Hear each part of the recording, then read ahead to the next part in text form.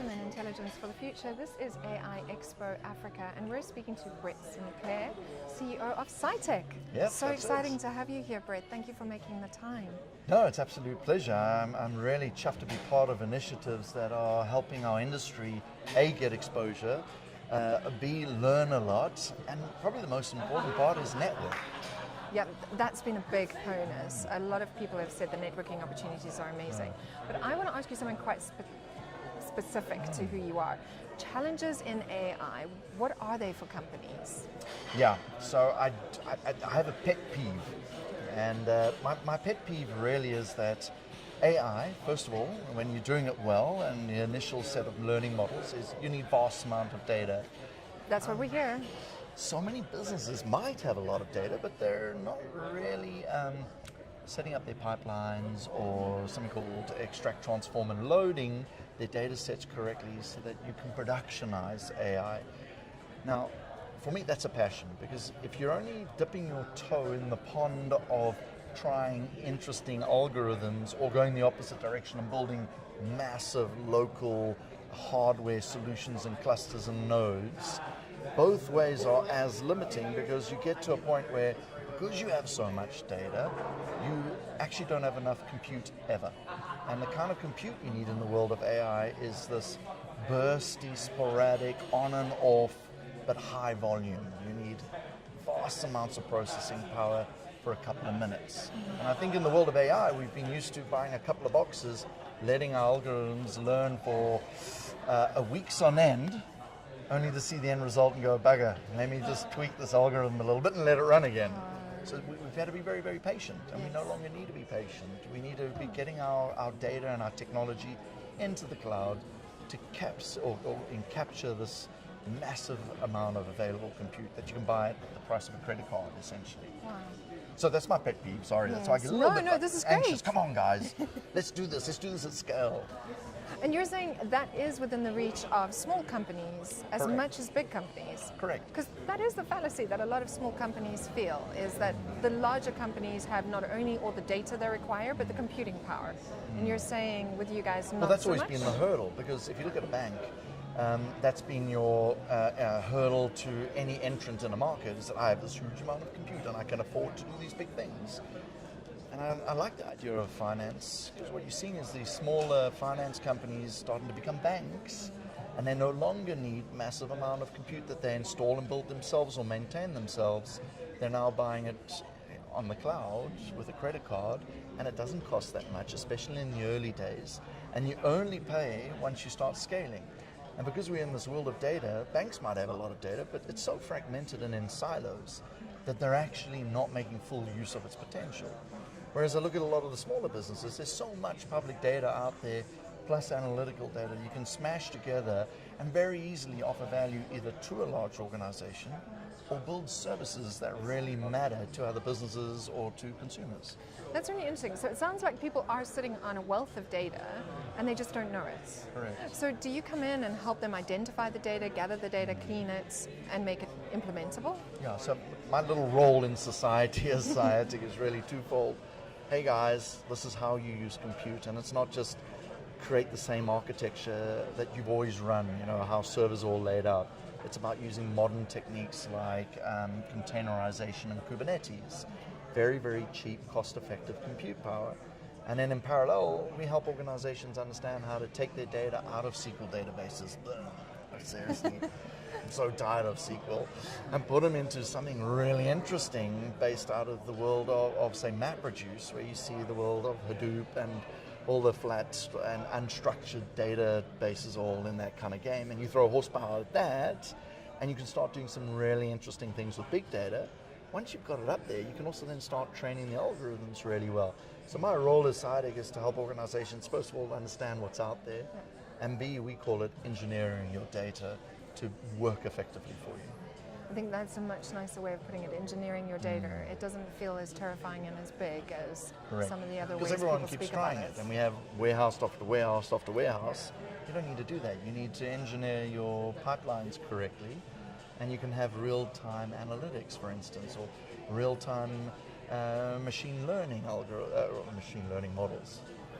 So one of the controversies I've also heard about is data scientists. On the one hand, we're saying we don't have enough, and on the other hand, we're saying data scientists are actually used for a very small portion of what is a very big process. So they're literally just used to write algorithms, whereas there's, like you were saying, the gathering and the cleaning of data, and then there's the deployment and the maintenance or the optimization. Correct.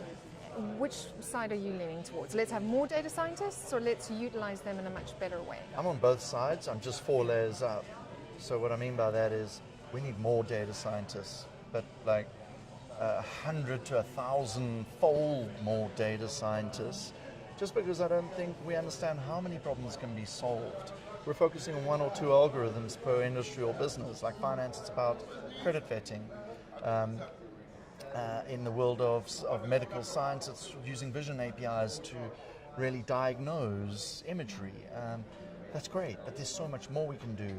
But I also think we need lots of data engineers, and it's really sad to use a brilliant data scientist who's not interested in technology, they're interested in the statistical outputs, to actually build this. So I think they're 2 different skill sets. But then the next level is, well, we need more than just data engineers and data scientists. We need software engineers who enjoy writing the applications that's sitting on that.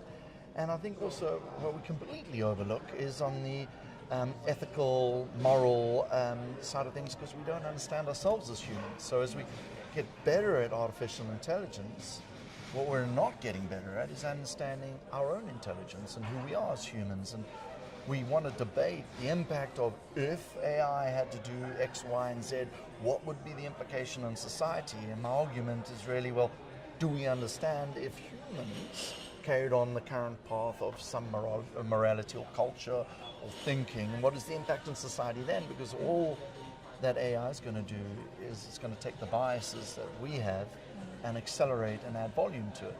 So there's a whole field there that's we're just not seeing any philosophers and ethics people starting to address the real problem of who we are, which I think is going to slow us down in this world of AI. Yeah, I think you're completely right. One of my deep passions is the ethics of AI. And I regularly go to conferences in Europe, and there's a huge discussion in Europe around, especially with the new laws, that how do we, where is the human in all of this? Because that's who we're building for ultimately. Laws and governance happen after the events happen. Yes. So we've got to be responsible and forecast and at least understand ourselves, so when it does happen, we understand how we're going to react to it. A lot of bad's going to happen on the way. A lot of bad. What are your thoughts around the Facebook situation then? No, Facebook's awesome. No, I'm kidding. No, but Facebook is awesome. They are awesome. They connect families. I mean, I know from my perspective, having my family and friends all over the world, it is the one space, Instagram, Facebook, Twitter, it is the one space where I can get the information I really want about those people. But then you have the recent run-in with the I think it's the great example of something is going to go wrong first and then we're going to react to it. Because in all fairness to Facebook, who would have expected anyone to manipulate an election? It was really designed for people to be manipulated to buy product. And again, we've got to debate that one. Instead, the product they bought was an orange, weird president. That was inevitable. So I do feel for Facebook, but I also appreciate what they're doing. They are pushing the boundaries of what humans enjoy, what humans want, what this technology can provide us, and they're always overstepping the boundaries. So like in industry, we're criticizing Facebook the whole time. But really what we should be doing is saying, well, let's keep on pushing it. And then I hope that the shareholding structures keep large organizations in line. But that's why I like to see things like blockchain that are going to democratize and distribute databases. And I like to see initiatives where they think of reinventing the internet so that we democratize personal data. I mean, those are really important things, and that until Facebook's situation happened, we never thought or considered these. But we kind of fast forward it now and we look at this world very depressed, and we think, what are we going to do? You know what's actually quite fun, by the way? Being in Africa and being in South Africa in particular is that we're this melting pot of amazing cultures and societies and this incredibly diverse, unhappy, happy past of apartheid and all this kind of stuff that's happened.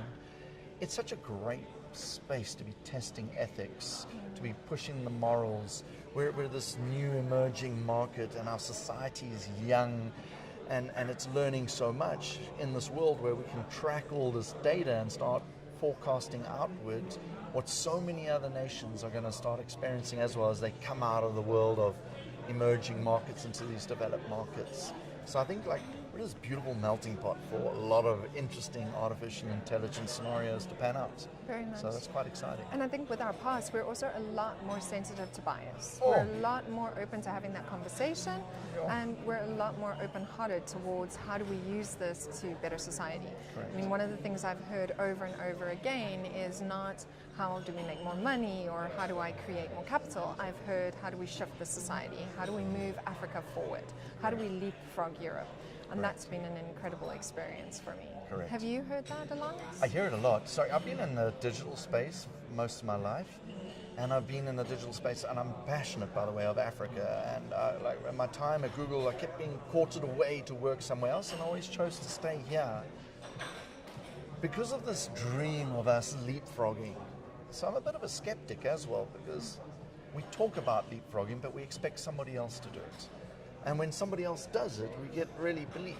And I see it, the world of Facebook and Google and Twitter and all these international organizations are doing the leapfrog for us. And I think it's kind of because we sit back and we go, well, won't you sponsor us to do it? Won't you fund us to do it? And I get it, but I also think we need to take responsibility. And as Africans, we've got to decide we're going to make the leap forward.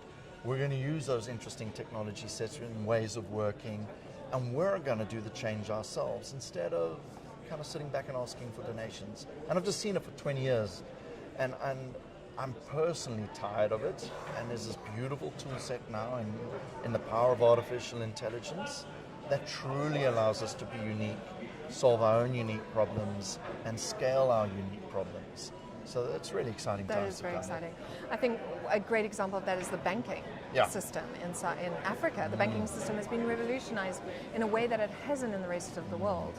And after this conference, I feel like healthcare is the next one, because there's a lot of really interesting stuff coming out of healthcare and AI driven by Africans. If you look at Ghana and Nigeria, it's incredible. Because of the scale issue. Very we have much. lots of people who are unhealthy. We don't have enough money to be able to ensure they're healthy and can progress in life. So if we can scale it ubiquitously using mobile technology and artificial intelligence, what a win. Is there another industry that you've identified in Africa that's a growth industry that's particular to us? So finance, really interesting. Retail. So I think there's a ton of inefficiencies in retail. And when I'm talking about retail, I really look at the entire food value chain. The supply chain, the cold chain, the everything chain on the blockchain. We have this distributed food production capability with lots of small farmers, very vast spaces. So I think there's a lot that we can be doing using some intelligent data sets, making use of these new blockchain technologies, using IoT, that we can start to scale our ability to manufacture food. We have rich, fertile lands, and I'm starting to see pockets kind of popping up. And I really do think it actually starts in retail, because retail is where your demand is. And more retailers are starting to understand the true power of the data that they're sitting on, because it's not just financial data, it's your buying habits, it's your personal data, it's the experience, they're measuring experience, wandering around their store, what people like or don't like. I mean, that's very, very powerful. And then you start working it backwards, then it starts getting exciting, because we should be the feeding pot of the world in the future. Yeah, we should. So, yeah, I think that's the next exciting space. If we can get our health right and we can get our finances right, there's a lot to do. There is a lot to do, but that's what makes Africa so, I think, so invigorating to be here.